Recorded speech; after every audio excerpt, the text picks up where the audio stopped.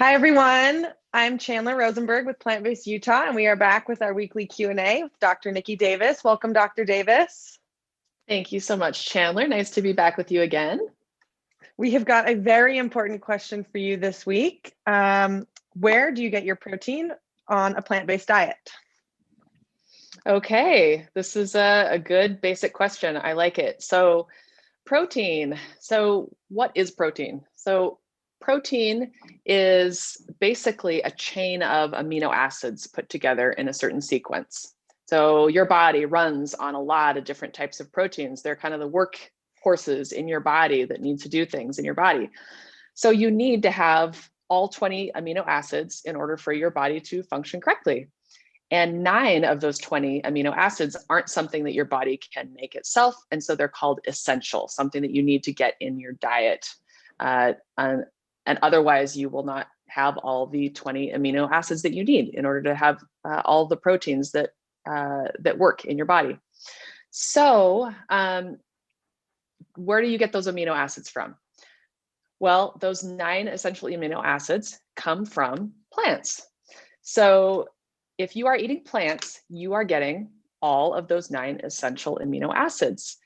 Well, if you are eating animals to get all of your protein, all of your amino acids, those 9 essential amino acids are actually not coming from the animal. They're coming from the plants that the animal ate. So if you really want to get down to brass tacks, protein, the essential amino acids that you need in your diet all come from plants initially. So even if you're getting it through an animal, they ate the plant first to get those.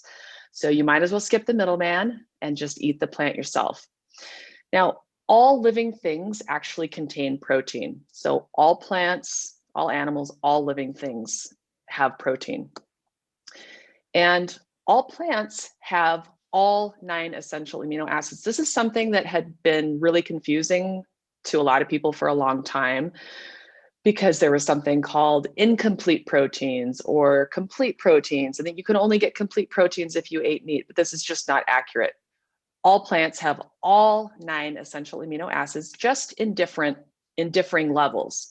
So some of them might have 6 that are a high level, and then the other 3 might be in a very low level. So as long as you're eating a fairly varied diet, you're going to get all 9 in all different levels, and you're going to be just fine and be completely healthy in getting all of those from plants. Again, going back to initially, they all come from plants anyway. So one of the other things is a lot of people worry about getting enough protein. So that's what I've heard is, well, can I get enough protein by eating only plants? So the World Health Organization has said that people need about 5% of their calories to come from protein.